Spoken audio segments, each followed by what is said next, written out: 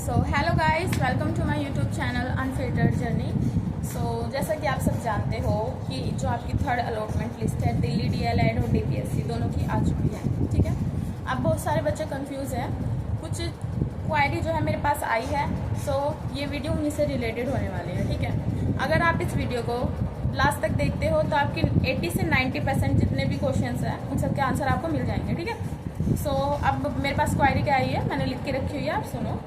First sport round कब होगा और लिस्ट निकलेगी या नहीं निकलेगी, आगे फ्लोट कर सकते हैं या नहीं कर सकते, कॉलेज दूर मिला है तो क्या करना है, अगर कॉलेज मिला ही नहीं है तीनों लिस्टों में तो क्या करना है, और अगर आपने सीट को जो है फ्रीज कर दिया है और फिर भी आपको फ्रीज या फिर फ्लोट कर दिया है फिर भी आपको रिटेन होकर वही कॉलेज मिल गया है तो आपको क्या करना है।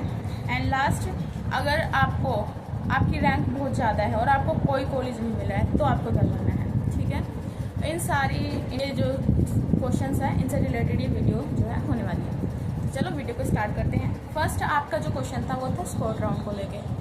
स्पोर्ट राउंड सबसे पहले तो ये समझो कि होता क्या है।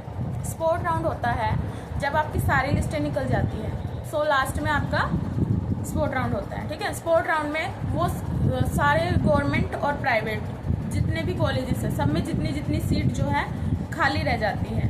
ठीक है, कुछ सीटें जो है बच जाती है, उन सीटों को फिल करने के लिए स्पोर्ट राउंड कराया जाता है। ठीक है, अब स्पोर्ट राउंड में भी ज़्यादातर जो है प्राइवेट जो कॉलेजेस हैं उनमें ज़्यादातर सीट बच जाती है, गवर्नमेंट में तो कम ही चांसेस होते हैं बट रहती है। ठीक है, ये आपका स्पोर्ट राउंड होता है। ठीक है, अब बात करते हैं आपका कि ये होगा कब। स्पोर्ट राउंड आपका होता है जब आपकी सारी लिस्टें आ जाती हैं। ठीक है, अभी इसकी कोई ऑफिशियल डेट नहीं है एससीईआरटी की साइट पे, ना ही उन्होंने अभी तक अपडेट दी है इसके बारे में कुछ। तो जैसे ही अपडेट आएगी और मुझे कुछ पता चलेगा आपको बताऊँगा। ओके, तो जब तक के लिए वेट करना है आपको। ओके, अब स्पोर्ट राउंड भी जो है ऐसे नहीं हो जाता। स्पोर्ट राउंड में अगर आपको पार्टिसिपेट करना है, ऑनलाइन काउंसलिंग होती है इसमें और आपको 1000 की जो है फ़ी पे करनी होती है और ये नॉन रिफंडेबल और नॉन एडजस्टेबल होती है। ठीक है, मतलब ना तो कहीं पे आपको एडजस्ट कर, ना तो आपकी कहीं एडजस्ट होगी और ना ही आपको वापस दी जाएगी। ठीक है, ये काउंसलिंग में पार्टिसिपेट करने के लिए होती है। अब ये हो गया हमारा स्पोर्ट राउंड से रिलेटेड जितने भी था। अब नेक्स्ट हमारा है कि आपकी अगली अलॉटमेंट लिस्ट निकलेगी या नहीं निकलेगी। तो जब आप जो है एससीईआरटी की साइट पे जाओगे और उसके शेड्यूल में देखोगे तो आपकी एक 4th अलॉटमेंट लिस्ट दिखा रखी है। ठीक है, अब उसमें जो है दिखा रखी है तो वो आपकी निकलेगी, ऑब्वियस सी बात है। आपकी 29 आई थिंक 29 या 30 तक दिखा रखी है वो। ठीक है, अब देखते हैं जब तक वो आती है।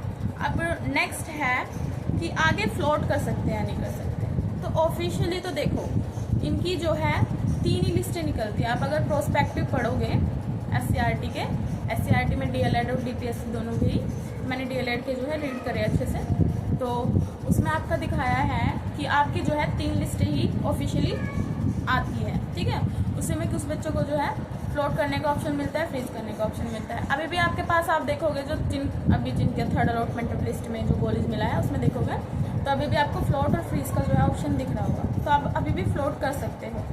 बट इसके लिए आपको जो है 1000 रुपये की पेमेंट करनी है। ठीक है, इसके बिना आप फ्लोट नहीं कर सकते। और अब फ्लोट तो आप कर ही सकते हो। ठीक है, अब अगला क्वेश्चन था मेरे पास, कॉलेज दूर मिला है तो क्या करना है। ये तो आपको देखना पड़ेगा, आपके कंडीशन पे डिपेंड करता है। अगर आपको लग रहा है आप अप डाउन कर लोगे और अपना सब कुछ देख दाख के आपके फेवर में है चीज़ें तो चले जाओ, कोई दिक्कत नहीं है। बट अगर आपको लग रहा है कि नहीं दूर है, नहीं अप डाउन होगा, नहीं है मेरे फेवर में चीज़ें, तो इस केस में आप स्पोर्ट राउंड का जो है वेट करो। नेक्स्ट है कि आपके थर्ड अलॉटमेंट लिस्ट में भी नाम नहीं आया, सेम भाई आप भी अपना स्पोर्ट राउंड का जो है वेट करो।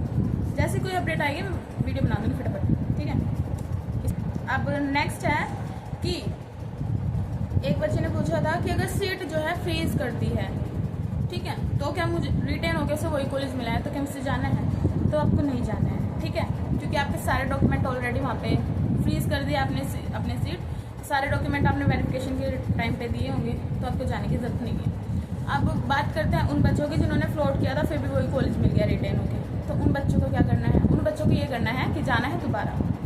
क्यों जाना है, क्योंकि आपने उस टाइम पे 3600 रुपये की पेमेंट नहीं करी होगी और वो वेरिफिकेशन के नहीं हुआ होगा उसका। ठीक है, तो इसीलिए आपको जाना पड़ेगा। तो आप एक बार विजिट कर लीजिए जो भी कॉलेज अगर आपको चाहिए वो, ठीक है।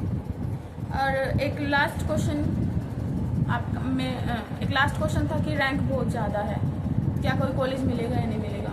तो इसके लिए भी सेम आपको जो है अपना स्पोर्ट राउंड का वेट करना है, ठीक है, आपकी रैंक कितनी भी हो, क्योंकि ज़्यादातर टाइम क्या होता है स्पोर्ट राउंड में बहुत नीचे की जो रैंकें होती हैं, मतलब जिनकी रैंक बहुत ज़्यादा भी है उनको भी मिल जाता है। बट प्राइवेट कॉलेजेस में सीटें जो है ज़्यादा खाली रहती है, तो चांसेस उसी के होते हैं, क्योंकि गवर्नमेंट में कम ही सीटें खाली होती है, ठीक है। तो हो सकता है आपको प्राइवेट मिल जाए कोई ना कोई कॉलेज। बट और भाई मेरा मानना तो ये है, अगर आपकी फाइनेंशियल कंडीशन ठीक है और अगर आप अफोर्ड कर पा रहे हो आना जाना, तो आप ले लो प्राइवेट कॉलेज भी, क्योंकि इंस्टीट्यूट है, सब में पढ़ाई एक जैसी होती है, ठीक है। किसी में ये नहीं है कि प्राइवेट में बस फीस का थोड़ा डिफरेंस हो जाता है, प्राइवेट में थोड़ी ज़्यादा होती है और गवर्नमेंट में थोड़ी कम होती है, ठीक है। बाकी कॉलेजेस कोई बुरे नहीं होते, ठीक है। आप जाओगे, पढ़ोगे, लिखोगे। उन बच्चों की तो अगर लगता है आपको कि हाँ भाई आपको अपना साल भी ख़राब नहीं करना है और आप ठीक है चला जाऊँ, तब ले लो एडमिशन, ठीक है।